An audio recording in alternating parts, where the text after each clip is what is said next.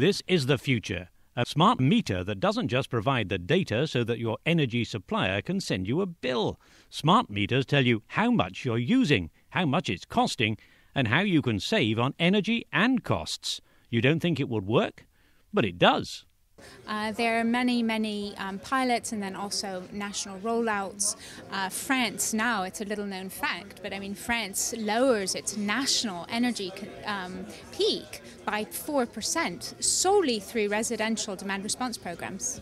Smart meters are very positive support in a demand response program because of the information they can offer, the consumption information. They can also say when the prices go up. So, of course, the smart meters don't, but the feedback displays can do that. Smart meters are part of the European Commission's plans to cut Europe's energy consumption by 2020.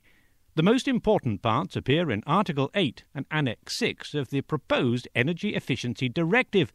But in interinstitutional negotiations, the Council, made up of Europe's energy ministers, has been trying to water it down. Listening to the debates and what's going on in the Council, and at the end of the day, you need an agreement between the Parliament and the Council on this. If the Council doesn't move from this very stringent position they've got right now, there's a very real danger that you could have an energy efficiency directive that's so watered down it almost becomes meaningless. At this workshop organised by Esmig in Brussels, delegates learned the results of field trials. Do consumers find smart meters easy to use? Does it affect the way they use energy?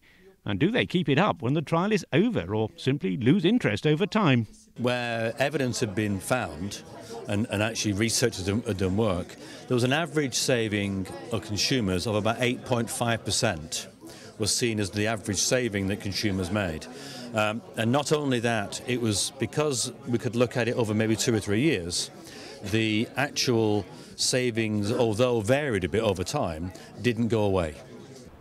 And yet EU governments seem keen to avoid a European commitment that might have cost implications. If the Council's changes were to go through, against the wishes of the Commission, the European Parliament and the industry, the cost would be far higher because the savings offered would be much, much less. Oh, by far, yes, significantly less. But as I said, I do hope that there is still a scope for a compromise, and there will be some possibilities to give the meaning of some of the existing already provisions, both in the Council text and the Parliament text. EU energy ministers could be throwing away the chance to save the EU billions in imported energy costs. The information provided by smart meters has been shown to change behaviour, persuade people to use power at different times of day, lessening the load on the grid, so they can save the customer and the country money. Just think about 8.5%. We did some analysis. If that happened in the UK market, for example, that will be an annual saving of around about £1 billion a year. If that was actually saved, every consumer made a saving of 8.5%. It'd be around about £1 billion.